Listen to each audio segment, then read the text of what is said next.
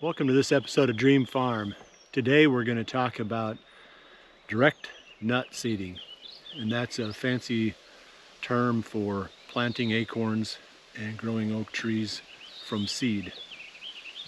And I've done a bunch of it over the years, starting with our farm down in southern Iowa, and we've done two projects here. The first one was mediocre success. The one that we did most recently was very successful. There's tons and tons of little oak trees coming up, 6 inches to a foot tall all around us. We're sitting right in the middle of one of the spots. I think we did 17 acres or 18 acres last October, and that's a lot of country. It'd be really hard to plant that big of an area with bare rootstock trees. Even if you had a machine, that's a lot of trees to put in the ground, and it'd be very expensive, time consuming. So the benefit of the direct seeding method, when it works, is that you can get a lot done with a fairly reduced amount of effort and reduced amount of expense. I think for those 17 or 18 acres, I had about $8,000 or $9,000 in it, something like that. And there was cost share from the government to do that. I think it was through a program called EQIP. I'm not 100% sure, but I think that was it. Anyway, the point is, that's way cheaper than if I was buying all those trees and getting anywhere near the same density of trees per acre. So that's why, if you're trying to cover a big area, it's really nice to be able to do it quickly and efficiently and fairly inexpensively by comparison.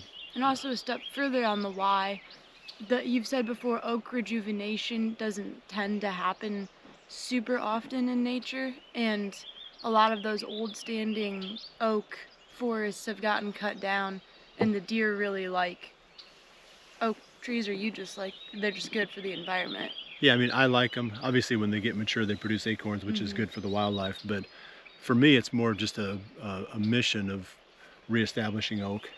I just really like oak trees. I think they're cool. My favorite tree, probably if I had to pick one, is the swamp white oak. It's just a really cool tree.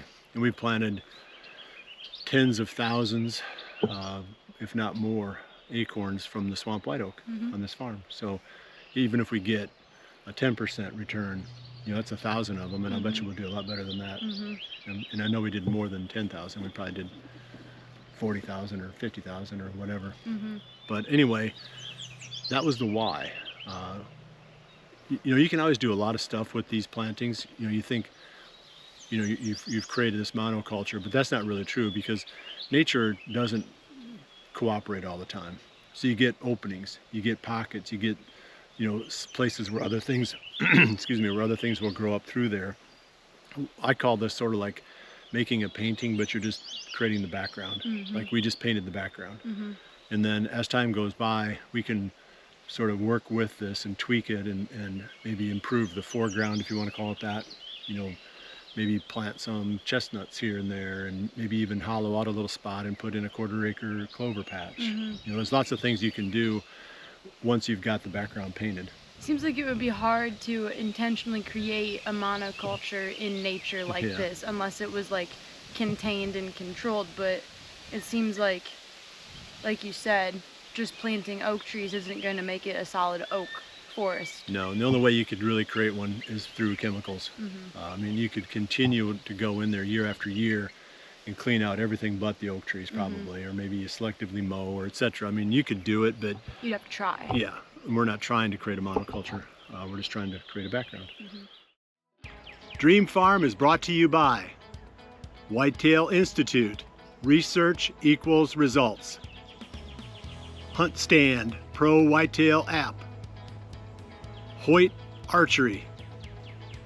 Wildlife Farming, and PH Outdoors. So let's talk about how we did it. And I think it really, the key is the quality of the seed.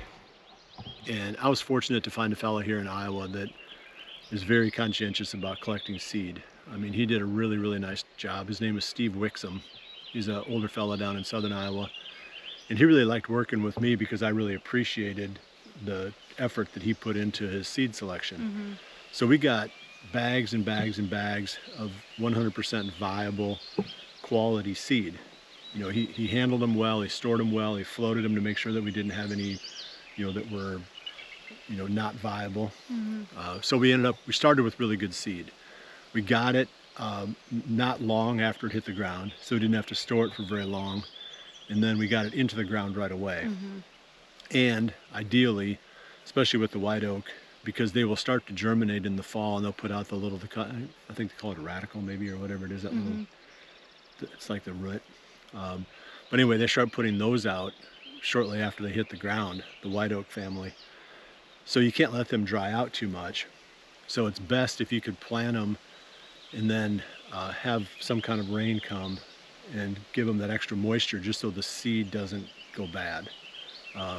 You know, I've had it happen before where they had the long radical, like an inch or two long, Mm-hmm. and then, you know, you put them in the ground and then it goes dry for 2 weeks or whatever. And I feel like then you're going to lose a certain percentage of those seeds Right. because they're too far along in the process. So we got them in the ground quick. The first step in the preparation of the seed bed is we mowed probably in August and sprayed that area in September, you know, with a herbicide to kill everything. And then we had the acorns come in October, so I disked it up, you know, more than a month after I sprayed. Because the hardest part about disking this kind of sod ground is being able to get the dirt to turn over. Mm-hmm. So you kind of need what's there to die and be dead for a while. It's really hard to roll a disc over something that's, you know, just solid, you know, grass, because it doesn't want to turn over. It just runs on top. So you got to give yourself a little time to get the seed bed prepared. So we had it all disked up and ready. We got the seeds, and we had a system set up where I could put along on the tractor, and then all of you minions could chuck acorns and walnuts. That process. That was my favorite part, actually. Oh, I bet it was. I bet you enjoyed that. But I mean, it wasn't really that bad, but it also wasn't super fun. But basically, we jogged or quickly walked along next to the. Did you have them on the mower deck? Yeah. Yeah, the big tubs of acorns strapped to the mower deck, and we'd just take them, and you try to keep like the same rate and amount kind of consistent throughout the field, and you want to gauge it so that you estimate you'll have enough acorns to cover the field, so you're not throwing too fast or too slow. So to that point, we had ordered. If you run through the numbers, I can't remember it all now, but you can go on Google and find out how many acorns are in a bushel. We had it so that we had roughly an acorn for every 2 square feet of surface area. Mm-hmm. So when the guys were spreading them, that was a target. It's like, you know, if you're too thin, you'll be able to tell, and if you got too many, you'll be able to tell. So we're just shooting for something in that neighborhood, you know, an acorn for every 2 to 3 square feet. But you just run along and you just toss them. Like, well, I didn't run. I mean, you didn't, but we did. We jogged along next to the mower deck and tossed acorns out, and it worked. I mean, I'm looking at them right now, and they're growing. So. Yeah. So then what I did then, as soon as they got done, and they were, of course, they were all tired and, you know, covered in dust and bruises from where you'd turn, and the mower deck would like take our legs out from under us. But we don't need to get into that part. No, you got to be tough. But anyway, while they were licking their wounds, I went back out with the tractor and the disc and buried the acorns. And that's a super important step, because obviously if you don't bury them, 2 things are going to happen. One is a small percentage of them are actually going to germinate because they're just not getting enough, you know, seed to soil contact. And the other problem is, of course, the wildlife comes and eats them all. So I was trying to bury them anywhere from, say, 3 inches, 4 inches max depth up to as little as possible. And there was a number of them that were on the surface even. And you know, I just had to feather the disc depth so that I wasn't covering them too deep. I think the downfall of covering them too deep, if you have a cool spring or a dry spring, then the acorns just don't have enough oomph to get up out of there. And We saw that in the 2022 seeding because the spring of 23 was cool and dry, and we didn't get great results. But then you compare that to the 2023 seeding, which was in October, and then this spring, 2024 spring, was warm and wet. It's been like 70 degrees since March. Yeah, it's been, I mean, there's acorns turning into oak trees everywhere here. So anyway, that's the second part of it. You got to get a little bit lucky. And you got to get the right growing conditions the next spring. And you can't really control that well. All you can do is you know, put them out there and hope for the best. And we mixed all of the different types together, and there were some walnuts in there too. Not a ton. We only did a bushel of walnuts per acre. I think we did 5 bushels of acorns per acre. It's a ton. Well, it's not a ton. It's less than a ton, but it's a lot of acorns. And you know, we had, if you go through the list, I don't remember them all, but I know we had swamp white oak, we had regular white oak, red oak, I think we had pin oak. There were some others too, chinkapin. Yeah, there were all sorts. Yeah. Oh, we had some bur oak and some black. So that's a lot of different oak trees, and you know, that's good because you know, some of them may do better some years than others, and you know, you hopefully you find a winning combination in there somewhere. So here we are with the oak trees out of the ground. This is the latter part of May, and we're looking at a spot now with some weeds coming in. So weed control is the second phase of this process. Especially in the first couple of years, you've said too, right? Yeah, especially the first year. Second year, still important, but by the third year, hopefully they're growing past the weeds, you know, so they don't need near as much help.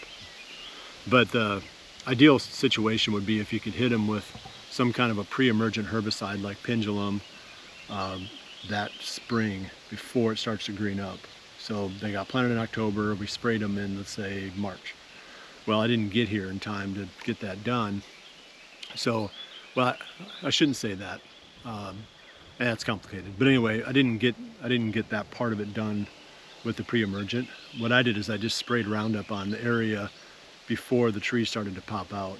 And that way I killed whatever was green, and that eliminated a lot of the competition, but it didn't have any residual, like pre-emergent, you know, long-term benefit like you'd get with a chemical like pendulum. So we've got weeds, and the small stuff is no big deal. Even some of the, you know, broadleaves that are, you know, they're clumped up, maybe like a daisy or something like that. But you start getting into thistles, big old bull thistles, any kind of thistle, because they grow so thick and so aggressively, and grass. Those are the ones that really do you in. Queen Anne's lace was bad last year, that hurt us some. But the thistles I found a solution to. Even with these small young trees, I can hit that with a chemical called Sonora, which has an active ingredient of, I'm not good with these, but clopyralid 3, I think it's something along that line. And that took out the thistles. And definitely keep that in mind, because it also took out a lot of other broadleaves that were trying to come in to compete as well. But the thistles were the main one I was worried about. It doesn't kill all the broadleaves, but it kills a pretty wide spectrum of them. Now when it comes time for the grass removal, I'll come back again with clethodim, and that's a herbicide that kills grass out of broadleaves, and it won't hurt these young trees.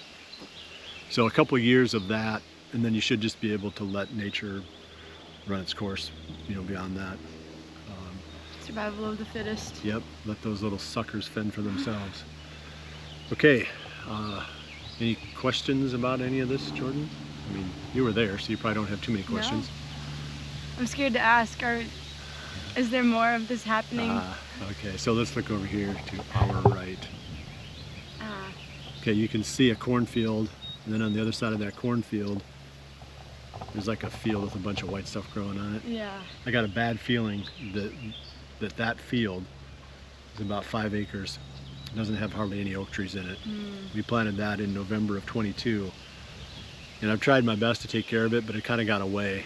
And we'll check it out at some point, but I'm betting we're gonna have to go back and replant that one. So don't put away those ratty jersey gloves that you used just yet. All right, I guess that's it. So if you have any comments or questions, hit us up in the comment section below. And you know, I really believe in this style. Like I said, we've run into a few issues, you know, with survival, and you know, we even did a separate episode about how the chipmunks are eating some of these acorns, you know, that are feeding these small trees, and how maddening that is. But for the most part, hear that turkey up there? Mm-hmm. For the most part, this has worked really well for us over the years.